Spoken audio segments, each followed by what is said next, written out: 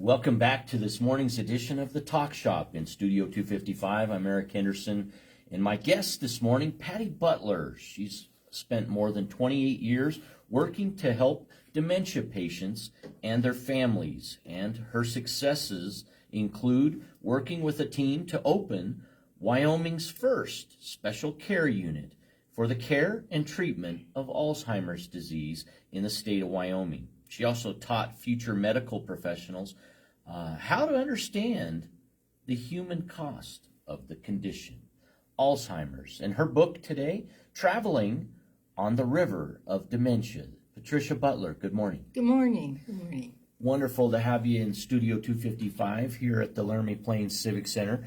What a career you've had. What a path. Yeah.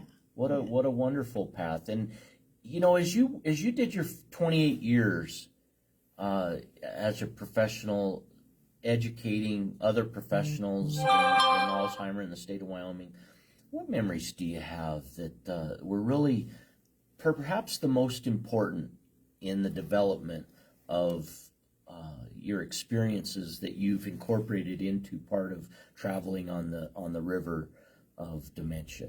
Well, when I first worked at a facility in the state that opened the unit, they found out that I taught in the universities back east in critical issues in health education. They said, okay, we're going to take this one and we're going to train her so that she can learn. So I learned from them. What I remember is being trained by researchers from Santa Barbara, California in the latest, and having intensive training in just what dementia is. And they said, we need to get you involved with the Alzheimer's Association Board. And it just was a fledgling board that just started. So I went there and I found out what they were doing and looked at opportunities to serve with them. And then in the 90s, now you have to understand, this is before we had the University Center on Aging and before we had all the opportunities to go online and learn about Alzheimer's. So I was with the beginning of learning and then sharing that information with the public. And so being involved with the Alzheimer's Association Board and lady chairing it and being the state educator, I traveled all over the state. And I went to support groups all over, learning what was happening and visiting with physicians. And many physicians told me I only had one class in dementia. Now, this is in the 80s and 90s. So I realized we've got to really talk more about this. And what I found when I'm when I was traveling around teaching, I found that people who had loved ones with mental status changes before they were diagnosed were embarrassed, didn't want to talk about it, didn't want anybody to know about it. But all their friends knew, and people, they had nobody to talk about it, no one to share their stories. And that's what I realized, oh my goodness, we've got to get this out in the open. We've got to really talk about it and find opportunities to give people a support group, a class to take, other people who run facilities that have information to help them. And that's what I found out. So I ran a support group for 28 years, and you learn a lot. You learn from people what they're going through. Where did you base that support group, Patty? I did not base it in any of the nursing homes I worked because people do not want to go to the nursing home to talk about things. They really don't want their loved one to go there. Yeah. So we have to find opportunities to meet. And sometimes we met at Perkins. Yeah. And, you know, in the afternoon. And then the Epson Center was gracious to give me the opportunity to have people come. And it was so wonderful timing. People would go for lunch, and then they would stay for a little bit to go to my support group. Right. And then when I lived in Carbon County, I had a support group in every single community. Once a month, I would go and work with Elk Mountain, Hannah,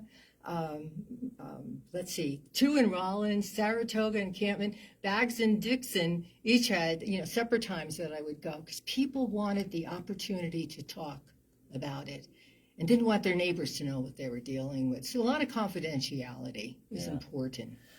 Talking and listening and learning, right? Yes. Yeah, so much importance. When you talk about the 80s and the 90s, in and around as time developed and you came into the year 2000, Did you recognize dementia and Alzheimer's signs in your own family leading up to 2000? Yes, I did. I opened the first unit in 1990, and then I moved to Laramie in 93, and I was recruited to open a special care unit here, and then I had the wonderful opportunity to work with the university. Then I noticed changes with my mother. I'm from New Jersey. I come from a Hungarian ethnic background, and very close-knit family, even though you live 2,000 miles away. And my mother would call, and she would tell me the same story. And I've got a notebook, and I tell my families, get a notebook and write down things that happened so that you have a history of when things started. And I went, oh my gosh, oh my gosh. So then I was worried that my mother had depression, because it's very important that you have a diagnosis, and it's not easy to get one. Usually you can't get a definite one until you do an autopsy after death. But there's delirium, depression, and dementia, and we have to do testing to see which one it is. And because I knew those tests, and I worked with physicians here, and I worked with my mother's physician. I said, my mother's, I'm explaining, and he said, she's so worried about having dementia, losing her memory. So it started then when she was worried. And so in the book, I have my mother's voice. In the book, all of the pages that are with italics are my mother's voice. Okay. And then she would say, I'm going crazy. What's going on? Oh my goodness, I can't find my things. Oh my gosh, help me, find me. And when I started to share those thoughts with my support group, they said, Patty, you got to write a book. So my mama, every time I went back, now I'm the caregiver at a distance, 2,000 miles away. So the caregiver at a distance has a whole different perspective. You see gross changes. And where my father and my sister who lived in that community, oh, your mom was just depressed. Oh, she's just sad. But I knew you're so close to it, you don't recognize the differences. Until somebody points it out to you. It's much the same phenomenon as when you look at a photo. You didn't see yourself carrying that weight or that look until you saw it in a photo, almost separate yourself. I want to tell you about my mama. My mama was a bank executive and very bright woman. And there's a lot of humor in the book because she had such a brain that found jokes. The one time I was visiting her and I said, Mom, why is there a box of Kleenex in a freezer? And she said, you never know. When you're looking for meat, you may have to blow your nose. And things like when she would go to the doctor would always question her, do you know who this lady is? And she said, that's my daughter, Patricia Mary Novak. Pardon me, Patty, but you got old. And another time, the doctor always asked her who different people were. And you could see, she had a sense of humor. She said, do you know who I am? She said, you better be my doctor because you're supposed to know more than me. And so the sense of humor was still there. And that was wonderful to see. But her disease process lasted 15 years. Tell us what the official term Alzheimer's. Well, Alzheimer's comes from Dr. Alois Alzheimer's, who discovered plaques and tangles on the brain in the early 1900s with some of his patients with dementia. We used to call things senility, senile dementia, and no, those are pejoratives. We don't want to use that terminology. And before a person is diagnosed, I would work with families. They don't want to know they have Alzheimer's. They don't want to go to the doctor and see this is what they have with the testing. And remember, it's probable Alzheimer's. And so I would say mental status changes. And that, for the support group people, that was an easier way for the walking into the disease dementia. Not knowing right off the bat, mental status changes. But the doctors in our community, especially when we had internal medicine, I did work with them, and they would say, Patty, can you come in? I have a patient. I don't know what to do. We just diagnosed this. Can they meet with you? And I said, yes, let me see if I can get up there. So we had a good rapport with physicians here. That was wonderful in the 90s. And I had a good rapport with my mother's physician because I wanted to know what was going on. Sure.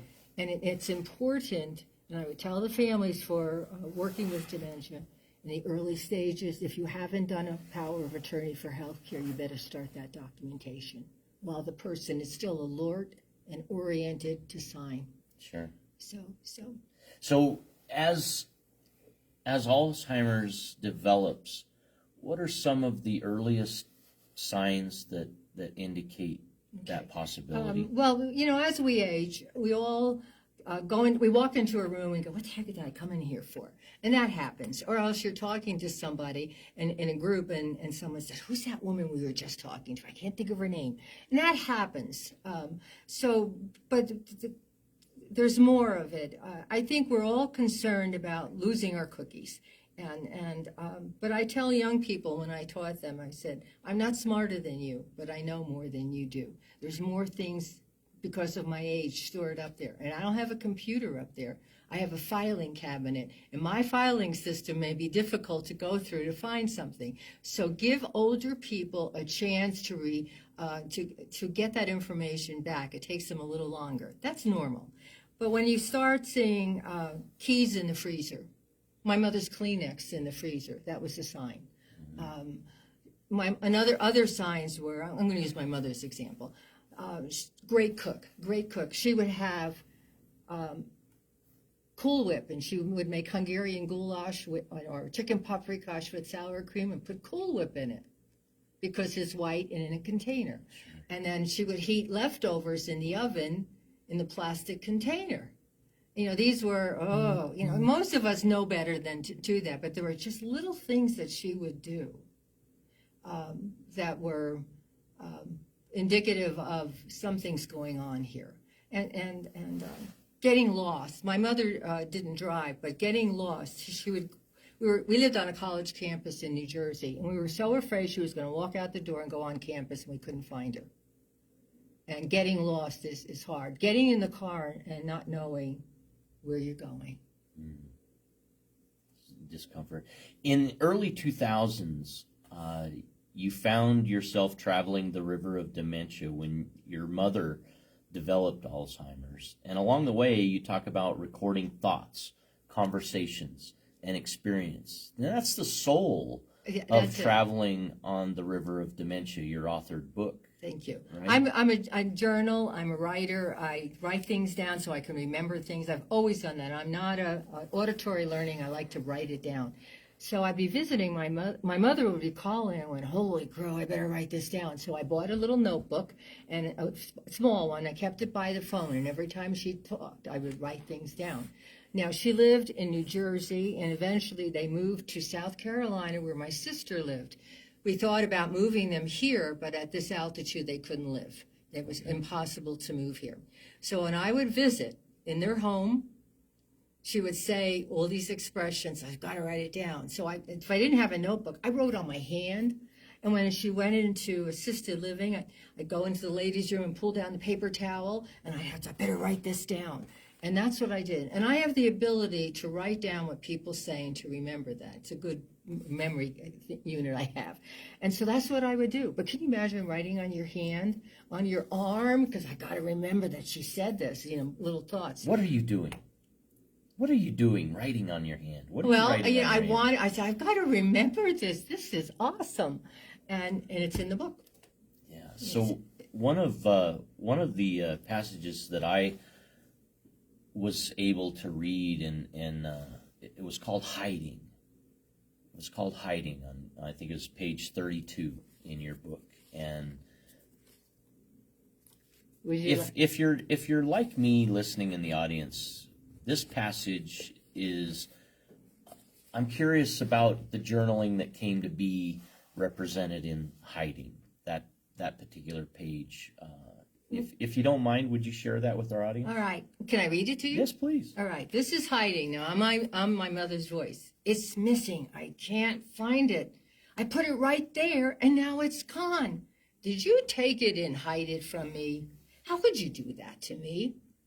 Why did you do that? You know I need it. Where did it go? What am I looking for? And now, so as I put milk in the cupboard one time, if not two or three, in my life, I sit and think about hiding. I think about hiding, and I think I do these things to myself on occasion. And it strikes me that Alzheimer's is so serious, so important to understand. Dementia, it's almost feared that we all go through that cycle of life at some point. What's the truth with cycles of life? Do we all go through these at varied degrees, or is that no? There's not some the things case? that most people who are over 80, the aged population. We used to think when I taught, they'd say, what percentage of people 65 and older are in the nursing home? They would say things like 40% because they weren't aware of older people. I'm 82, and I've got my wits about me, and I'm still learning. I'm still active. So that's a help to keep healthy aging. I could be sucker punched with Alzheimer's because my mother has it. I have a 50% chance of getting it. But I'm not going to worry about it because if I do get it, my children are aware. I have all my legal documents in place, and I'm not going to remember it when I'll have new friends when I'm older. It's not a thing for me to agonize and worry over. And I have friends who agonize and worry about it. And they say, Patty, can you give me some of the tests? And I said, no, I can. But I say, you need to talk with your physician and see if you can get a mental status exam. And what they do is they'll do an exam for you and get a baseline. And then if you see there are changes, and they say, come back in a year and we'll see if there's some more changes. And this is good to know. But so you do a benchmark. Yeah. If you have occasion to think that it runs in your family and it might be valuable to have a benchmark, right? And you ask for an assessment. There are different forms of dementia. There are, and that's important to understand. And I'm not going to go into all of them. And that's why you need to work with a physician. And most physicians have someone who can do the testing, if not themselves, and to figure out where you're at, and then to give you opportunities to let you know what's available for you. But the biggest thing that you need to know is you better get your legal documentation in a row. Get your power of attorney for health care. Figure out... and you want to do that while everyone's alert. You bet. And it's a choice. It's a known choice, right? Those are important, critical pieces. That's very important. Most partners should do this, whoever your partner is, to see that someone is taken care of. And I told my dad, Dad said, well, your mother and I speak for each other. I said, all right, Daddy, Mommy's not going to be able to do this very longer. So put Patty first because I'm the oldest, and then Janet. We have two in our family. And we did that so that when my sister was in South Carolina and had to deal with something, she would call me up and say, I'm going to do this with Mom and whatever. But get your legal documentation. And the state has wonderful forms for you to use. Your physicians will give you forms, a DNR form, do not resuscitate, put something on your refrigerator. That's really critical. But in the early stages, we all have some symptoms. But, you could have 3 symptoms, I could have 5, and they may not be the same. Okay. So it's not, you don't have the same stuff. It varies. And one of the things that was conclusive about my mother is the doctor had her draw a clock. Tell me more. A clock. And she put the numbers outside of the circle, and the handles were, on the hands on the clock were different. And that was a pretty good indication. Okay, we have a little mental status change here. Okay. Plus the stories that I documented and my sister documented. Now, my father was in denial all through almost to the end. And he died 6 years before she passed. She died at 99, and my daddy at 93. And they were in assisted living. And he would go get her out of the memory care unit and bring him back to his apartment. And I said, Dad, spend some time with her there. He says, I don't want her to turn into one of them. And I said, Dad, she is one of them. And that's a hard thing. Wow. And I come from an ethnic group that people take care of each other. And there are different kinds of families that I'm never going to put my father in a nursing home. And I say, don't say that. And when my dad was dying, he said, I want you to take care of your mom. And I said, Daddy, I will see that mom's needs are met. Do you see how I worded that? Right. Yeah. Because it's like not over-promising. yeah, and right. And then the guilt you feel. And I'm the professional, 2,000 miles away. Don't you think I felt guilty?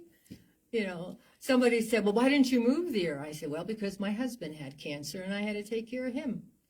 And you know, we all have, the Alzheimer's situation isn't the only problem we have in our families. There's lots of things that go on. And it's hard on families when the middle person has children and at home to take care of, and then has grandpa and grandma, one of them has a disease. So when you go visit, make sure you see what resources are available. We're visiting with Patty Butler, and she is author of Traveling on a River of Dementia in Studio 255 this morning. You talk about your self-description of the book is, it's not a how-to book, but it is a testimonial to family love and support. Yes. When did you begin this book? When she called on the phone from New Jersey when I lived in Saratoga and would tell me things and the same story, and I said, uh-oh. And I had already been working with Alzheimer's training and people for a long time. So I guess I was more cognitively aware of what the symptoms were, and I said, oh no, oh no.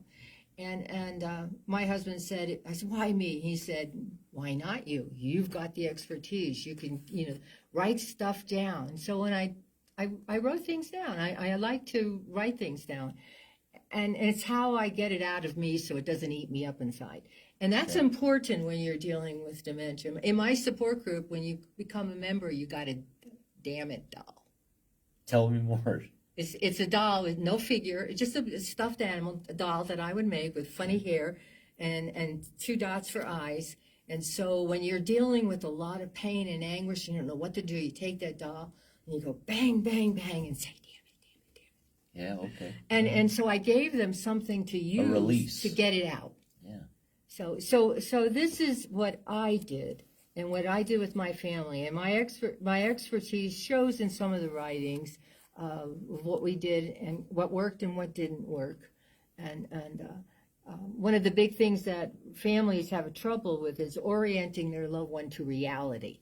You want to say, no, it's not August, it's December. And I show them that doesn't work. Sometimes we have to go and join the person with the disease where they are at. Join them in their reality, not your. Sometimes you just can't bring them back. So you just enjoy the talks when they tell you what they did when they were younger.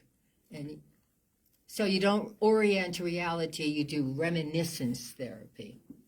Patty, you did me the favor of reading Hiding. Would you delight our audience with From Light into Darkness into Light? It's your first entry. Traveling on the river? Book. Yeah, it's I'm going to read your part first of it. Entry. And I'm traveling along the river of dementia is like traveling through a barren landscape.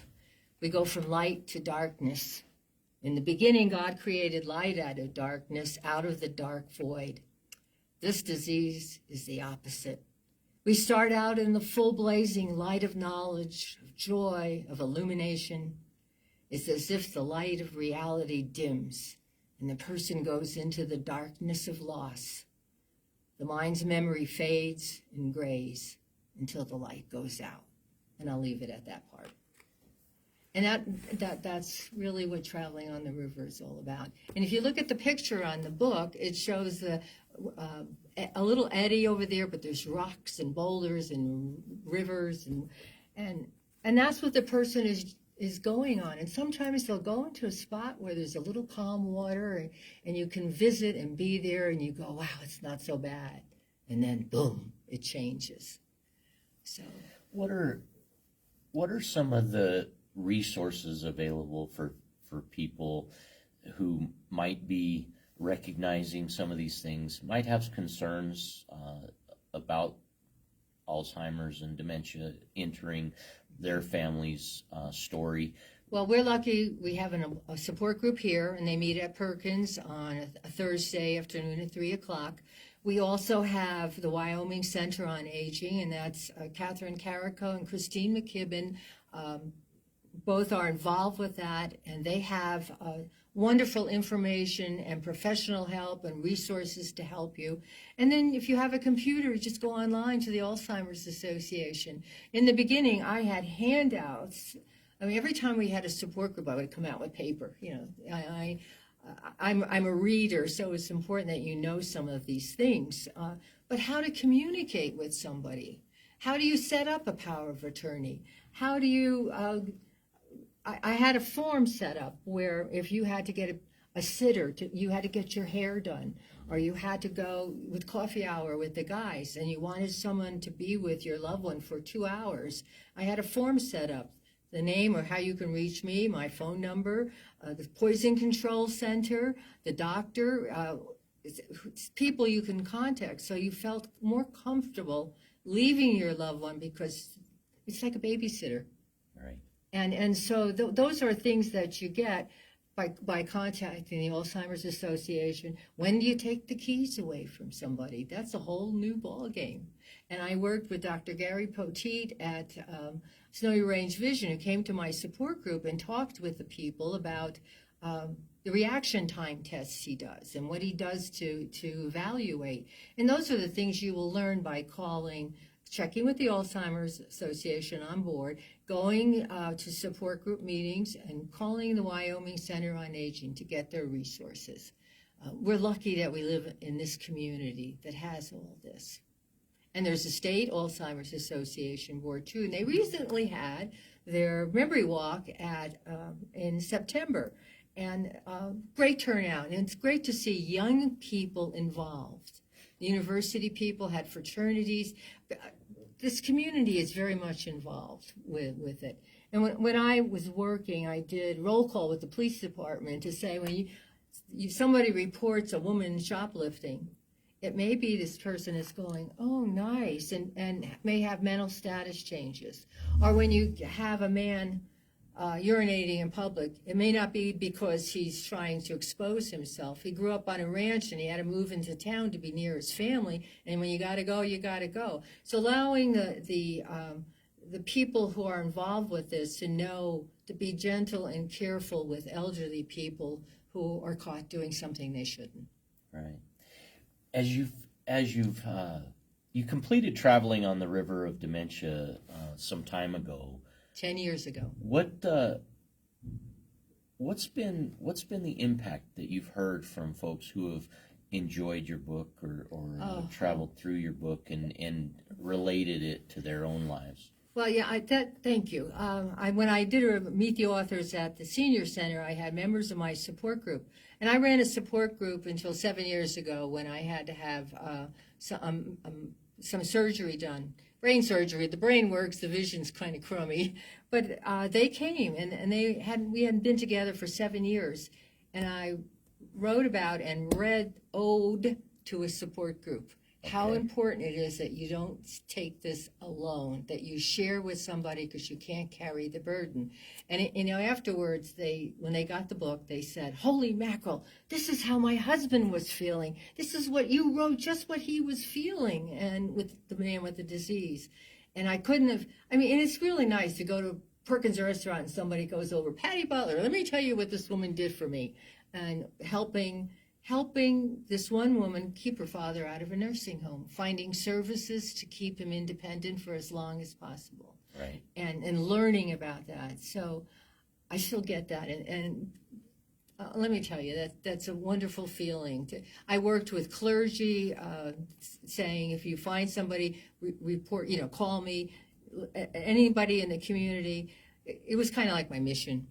Kind of thing. And I still am available. And every time I do a reading, there's somebody who shares their story. And we talk about it, and we get together for coffee or come to my house. And I'm still there. I'm still available. But this book is my story, but it's a story of what the person with the disease diagnosis feels, what the person who's stuck with the caregiving and can't get away and feels angry, what the loved one, my parents were married 68 years, what the loved one feels about watching their partner fade away and fall away and how to deal with it. So even though it's my story, it's in every person's story too. You talked about your mother experiencing this condition in 2000. How long did you and your family deal with this before her death? 15 years. 15 years. My husband had some medical issues that I had to stay here, but I would fly back to New Jersey 4 times a year. Every time they had a doctor's appointment, I would go with the doctor. And then eventually they moved to South Carolina, where my sister lived, because it was at sea level, and she wanted them to be, she's my younger sister, she wanted them to be close to her to share their lives together, but she never expected this. Right. And she got calls in the middle of the night, and she was there. She was always there, and took care of things. And so I just said, vent, this is me. And I would go there and try to support her as much as possible. My father, 68 years of a beautiful relationship, a beautiful marriage, and he never expected that. She was just sliding away from him all the time. And it was difficult to see that. But I'm glad they had 68 years together.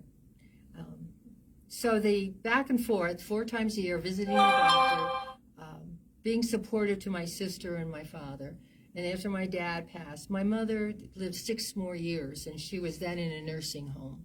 And we had wonderful caregivers, and you support the people who provide the care for your loved one, because they can't be there they're there 24/7, but they can't be there every minute. And what you really need is to allow them. It takes a little longer to do the caregiving than you would do yourself, but they're doing it.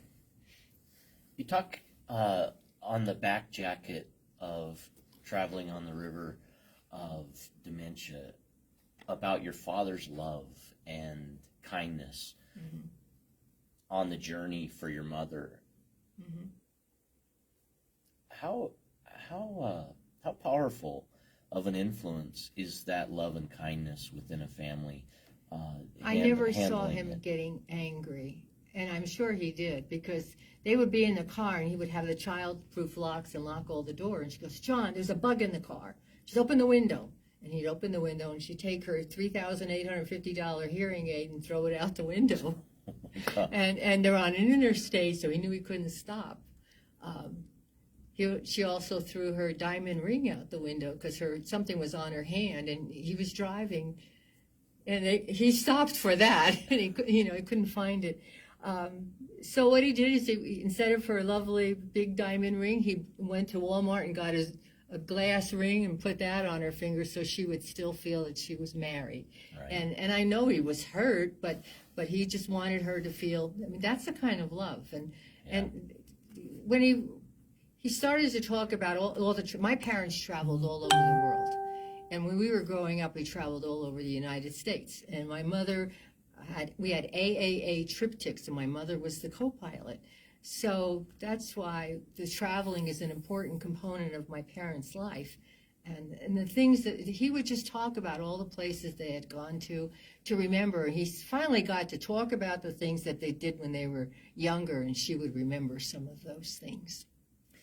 There's an important statement that you write, and it's this: being an Alzheimer's professional does not take away the agony and pain, frustration, and uncertainties that you felt dealing with your mother and her condition. Yeah, and I think it doesn't put us in a better place. No, I knew more. I knew more stuff. I knew what different, but it got stuff, And I tell people to share that, because if you don't, you're going to get headaches, you're going to get arthritis, you're going to get ulcers, because you're going to keep all that pain inside.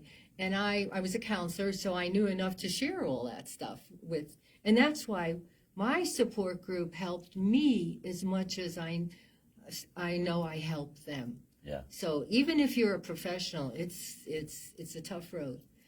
But I knew where to go and who to turn to, and I hope some of the advice that I use will help other people, because it's because of my mom and my family and my support group members that this book exists. Who's Pamela Galbraith in your That's life? my friend. She's a writer. She's just publishing her new book in January.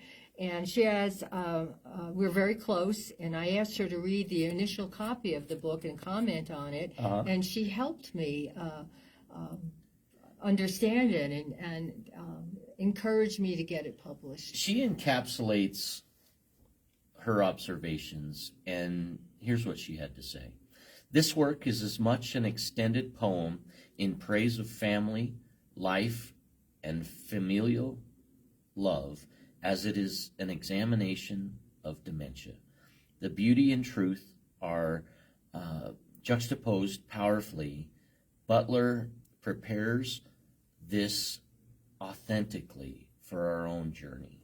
Yeah. And Pamela Galbraith is author of In the Scent of Horses, Hay, and Old Barns. Yes, and her book comes out in January.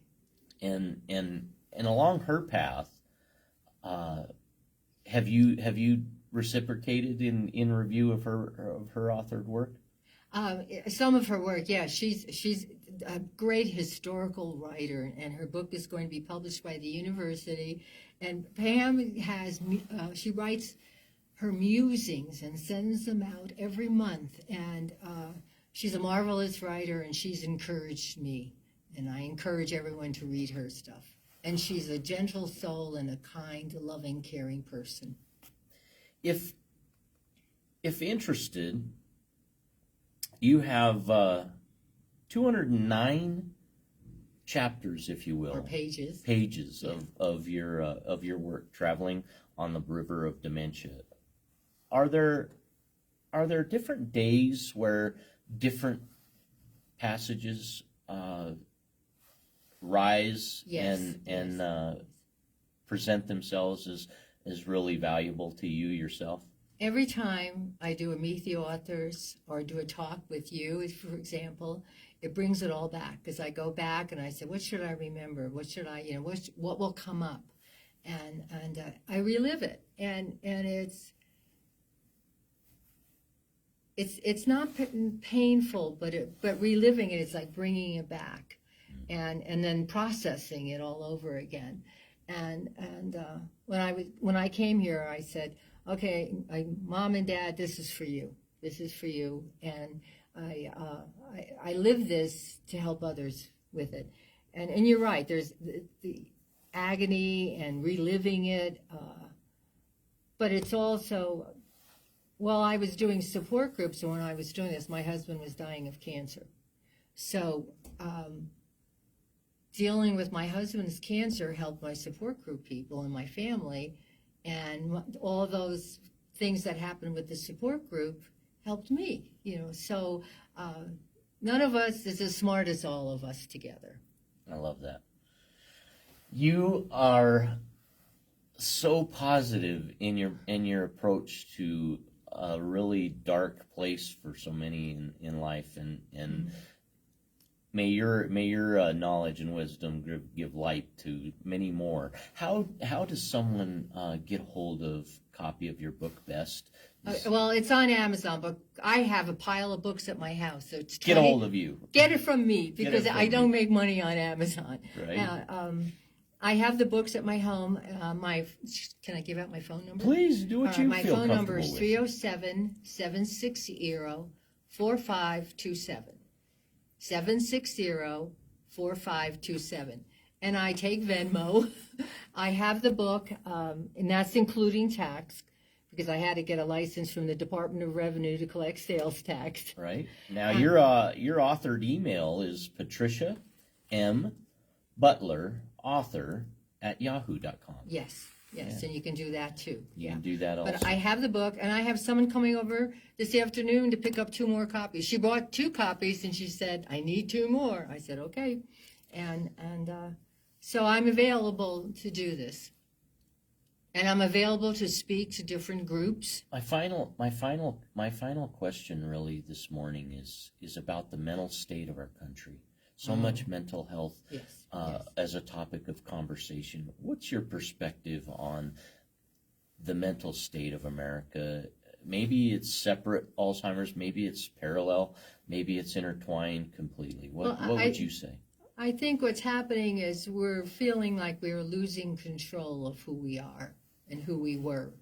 And we're looking to the past to how we were. And older people do this, but we're looking at how things were, and we have to look at how things can be and we have to be involved. Whatever political party you're with, whatever group, club, volunteer program, you have to be involved. And I believe in we take care of each other. I believe in volunteering and sharing your expertise with other people. Because you sit back and just muddle, and what happens? You get a sore headache, you get a sore neck, you get ulcers. So if you variation of stress, isn't it? Yes. So what we need to do is be involved and do things and help one another. And I know people are concerned what's happening with our state, with the Department of Health, with the cutbacks. I'm pleased that I belong to a church that works with helping other people. Community holidays is coming up. So many people during the Christmas time are involved with helping families and children meet their particular needs because of financial difficulties. But let's continue this year round. Let's be involved and not give up. It's great what we do at Christmas, but we must continue to none of us is as smart as all of us, and we have to share what we have with each other. We have to share the stuff we have inside our head and our heart and our gut by caring for each other. Patricia Butler, thank you for joining the Talk Shop. Thank you. You have been a delight, and I thank you. And one more question comes from the audience. What's your favorite passage today in your book? Well, today it's hold on about my sister, because my sister is hurting. And I can't find it right now. Take your time. My sister is the one who has the burden of caring for our parents. She's the first to be called, and so that one, she's the one that's dealt with the burden, and that's hitting me right now.